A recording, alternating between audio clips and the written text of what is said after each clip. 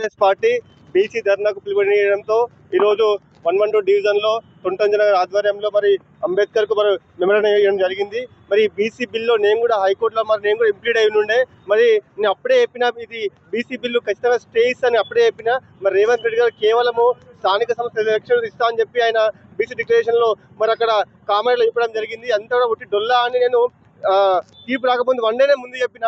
ఇదంతా కూడా బీసీ ఓట్లతోటి మన జీవితాలతోటి తెలంగాణ మాడనికి తప్ప ఇంకేది కూడా లేదు.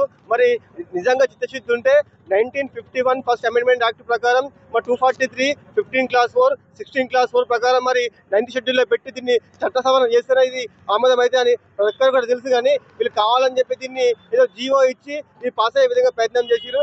ఎంత కూడా ఒట్టి డొల్లా అని తెలంగాణలో ప్రతి ఒక్క మేధావికి కూడా తెలుసు.